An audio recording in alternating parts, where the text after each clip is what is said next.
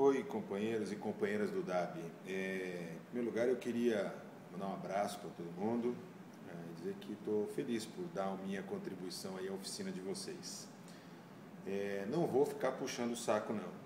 Vocês sabem que nós temos tido todo o ambiente possível de diálogo, acho que bastante protegido, inclusive, para a gente poder, ao longo desses 2 anos de profunda relação, dialogar sobre perspectivas, desafios, problemas que a gente vai enfrentando, e acho que uma característica muito legal da equipe do DAB, não só do Eider, mas de vocês de uma maneira geral, é que talvez vocês sejam a área do Ministério mais aberta a nos ouvir de forma crítica, de forma legal, sem ressentimento, sem aquele sentimento de proteção que eu percebo muitas vezes do diálogo com os companheiros e companheiras aí do Ministério.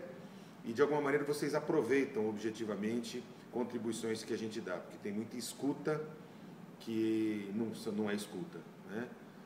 Ela não se efetiva como uma escuta qualificada que serve para repensar a prática.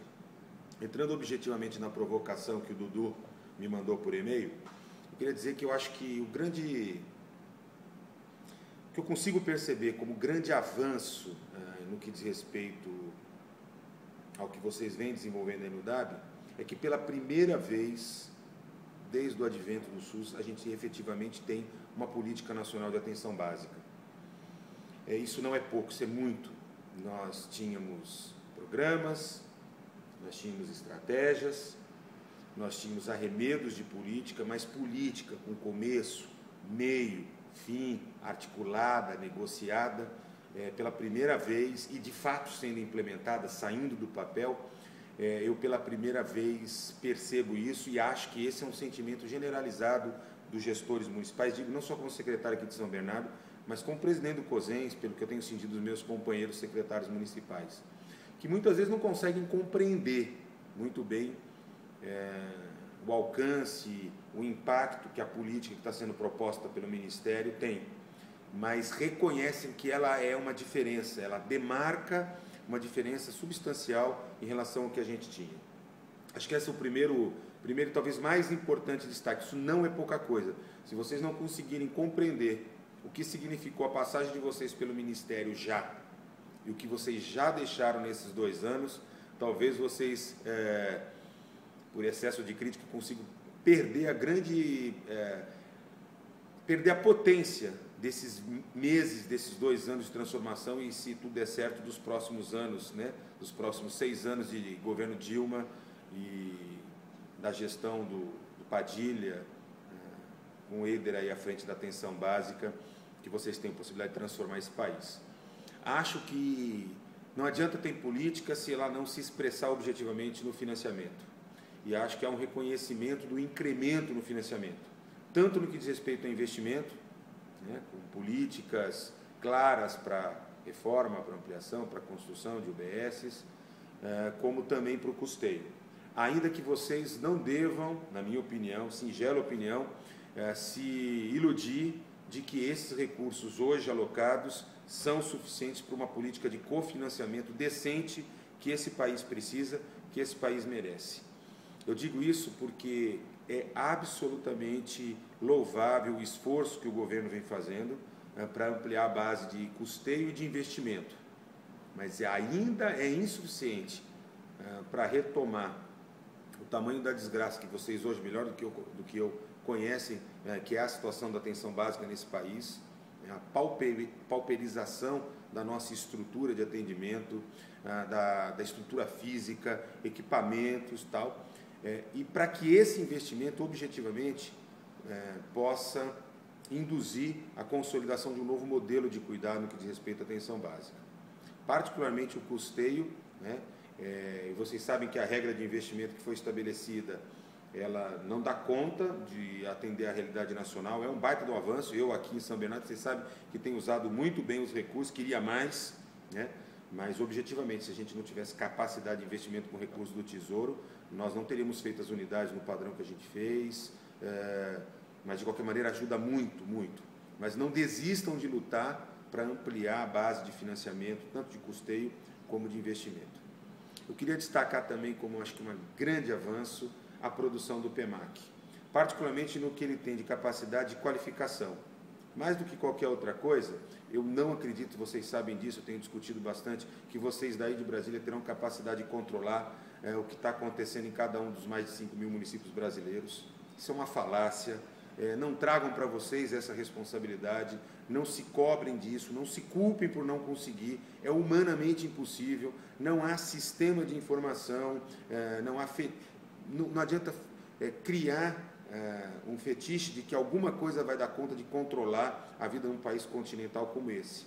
Mas vocês têm conseguido desenvolver uma estratégia de monitoramento, né, que ao mesmo tempo induz mudança e induz qualificação do processo, que eu considero muito interessante. Acho, e falei isso várias vezes para o Eider, que vocês teriam tido muito mais problema do que objetivamente tiveram na implantação da primeira etapa aí do PEMAC.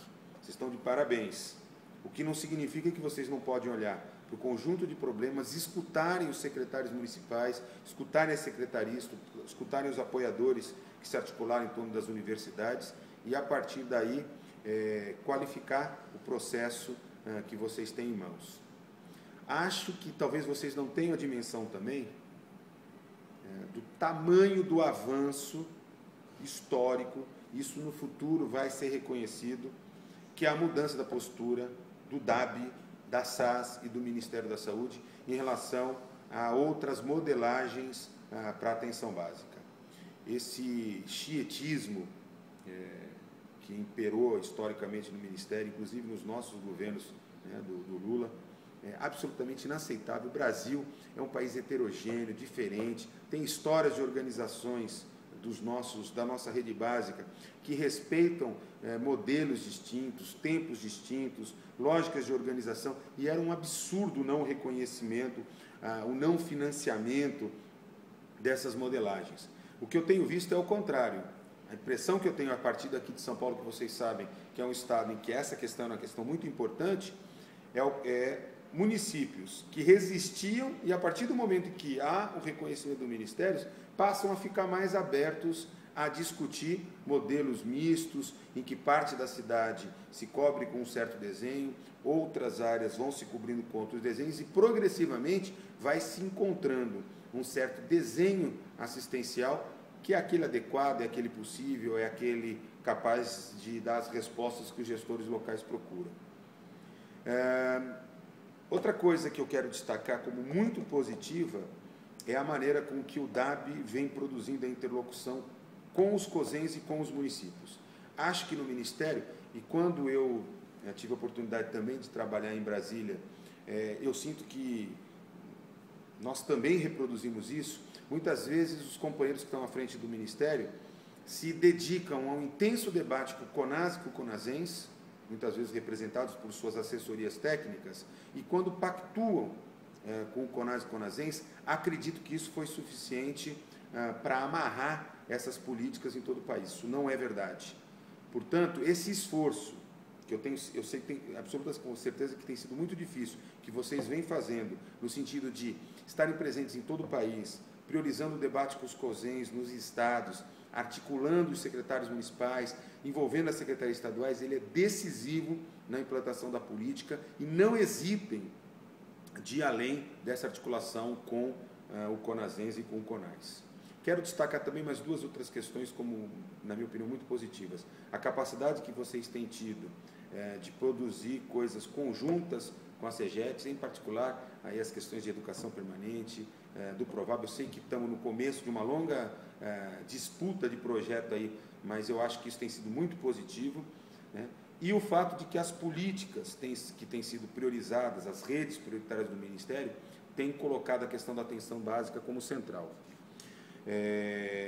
Ou seja, não se discute mais política sem discutir o papel ordenador da atenção básica em toda a produção do cuidado no nosso país.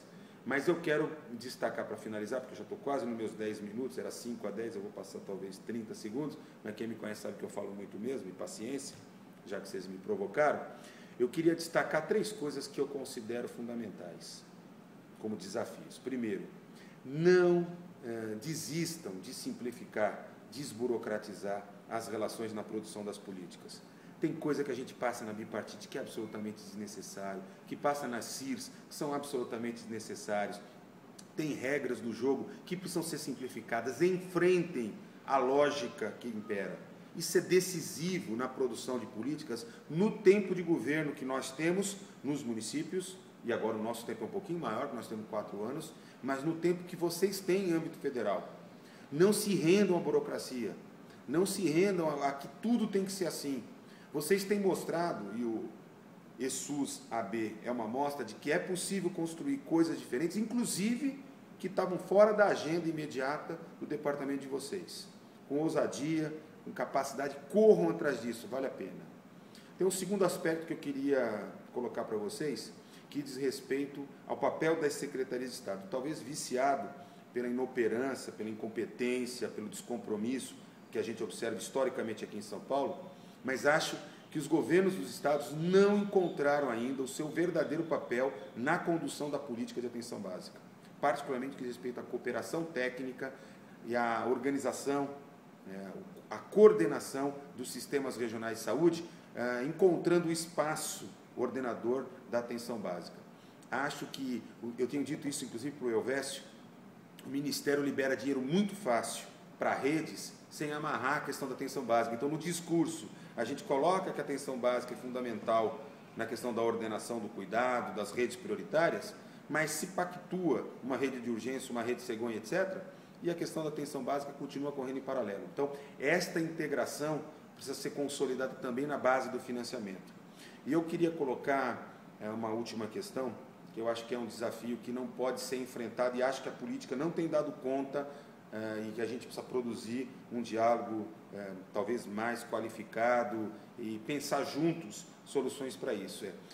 A questão da atenção básica nas regiões metropolitanas. Eu vejo aqui pela nossa região metropolitana de São Paulo, temos 50% da população do estado, 22 milhões de habitantes, a cobertura da estratégia da família é extremamente baixa, os modelos tradicionais, uma atenção básica muito desqualificada, concorrendo com a questão do pronto atendimento, pego o exemplo das AMAs em São Paulo. É possível fazer diferente, que a gente está produzindo aqui a integração da UPA com a atenção básica, mas esse debate precisa ser mais qualificado, não pode ser produzido só pelo DAB, na minha opinião. A SAS tem que vir em peso nessa discussão, mas tem que envolver os estados, em particular os municípios da região metropolitana. Termino aqui já extrapolando o meu tempo, deixando um grande abraço para vocês, me colocando à disposição, não só aqui em São Bernardo, mas o COSEN de São Paulo, e reafirmando, tem sido muito bom, e eu não hesitaria em dizer, o Padilha outro dia me perguntou, eu não tenho dúvida nenhuma de dizer, e não é para vocês ficarem metidos a besta, não, né? Eu vou aí dar um puxão de orelha em cada um de vocês, muito embora a minha vontade é dar um grande abraço, um beijo em cada um, mas para a minha opinião, é a área que tem o melhor desempenho, que tem a melhor capacidade de condução técnica e política hoje no Ministério, sem sombra de dúvida nenhuma, o DAB, e vocês estão de parabéns por isso, contem comigo, tá? Grande abraço.